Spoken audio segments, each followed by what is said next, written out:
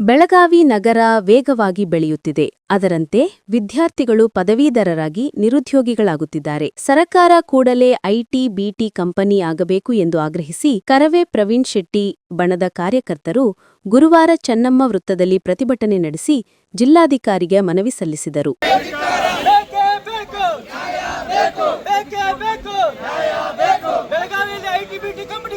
ಬೆಳಗಾವಿಯಲ್ಲಿ ಪ್ರತಿವರ್ಷ IT, BT ಉದ್ಯೋಗ ಅರಸಿಕೊಂಡು ಬೆಂಗಳೂರಿಗೆ ಅರಸಿಕೊಂಡು ಹೋಗುವ ಪರಿಸ್ಥಿತಿ ನಿರ್ಮಾಣವಾಗಿದೆ. ಬೆಂಗಳೂರಿಗೆ ಹೋಗಲು ಆಗದ ಅದೆಷ್ಟೋ ಪದವೀಧರರು ಸಣ್ಣ ಸಣ್ಣ ಹೋಟೆಲ್ ಹಾಕಿಕೊಂಡು ಜೀವನ ಸಾಗಿಸುತ್ತಿದ್ದಾರೆ. ಸರಕಾರ ಎಚ್ಚೆತ್ತುಕೊಂಡು ಐಟಿ, ಬಿಟಿ ಕಂಪನಿಗಳನ್ನು ಸ್ಥಾಪಿಸಬೇಕು ಎಂದು ಆಗ್ರಹಿಸಿದರು. ಬೆಳಗಾವಿಯಲ್ಲಿ ಐಟಿ, ಬಿಟಿ ಕಂಪನಿಗಳು ಆಗಬೇಕು ಅಂತ ನಾವು ಒಂದು ಉಗ್ರ ಸ್ವರೂಪದ ಹೋರಾಟವನ್ನ ಕರ್ನಾಟಕ ರಕ್ಷಣಾ ವೇದಿಕೆ ಪ್ರವೀಣ್ ಶೆಟ್ಟಿ ಬಣ ಹಮ್ಮಿಕೊಂಡಿದ್ದೀವಿ.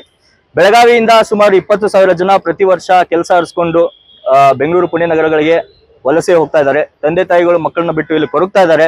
ಇದು ತುಂಬಾ ಗಂಭೀರವಾದ ಸಮಸ್ಯೆ. ಯಾಕಂದ್ರೆ ಇಲ್ಲಿ ಉದ್ಯೋಗ ಸೃಷ್ಟಿ ಮಾಡೋದ್ರಿಂದ ಬೆಳಗಾವಿ ಸಂಪೂರ್ಣ ಅಭಿವೃದ್ಧಿ ಆಗೋದಲ್ಲದೆ ನಮ್ಮ ಬೆಳಗಾವಿ ಕನ್ನಡಿಗರಿಗೆ ಇಲ್ಲೇ ಉದ್ಯೋಗ ಮಾಡುವಂತ ಅವಕಾಶ ಸಿಗುತ್ತದೆ.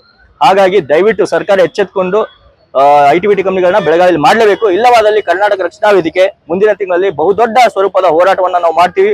ಉಪವಾಸ ಸತ್ಯಾಗ್ರಹವನ್ನ ಮಾಡ್ತೀವಿ. ಉಗ್ರ ಸ್ವರೂಪದ ಹೋರಾಟವನ್ನ ಮಾಡ್ತೀವಿ ಅಂತ ಸರ್ಕಾರಕ್ಕೆ ಎಚ್ಚರಿಕೆಯನ್ನ ಕೊಡ್ತಾ ಇದೀವಿ. ಕರವೇ ಜಿಲ್ಲಾಧ್ಯಕ್ಷ ಅಭಿಲಾಷ, ಸಿದ್ದಗೌಡ ಪಾಟೀಲ್, ವಿರೂಪಾಕ್ಷ ಹಾಲರಗಿ ಸೇರಿದಂತೆ ಇನ್ನಿತರರು ಉಪಸ್ಥಿತರಿದ್ದರು. Vinod Kolkar, KMM news, Belagavi.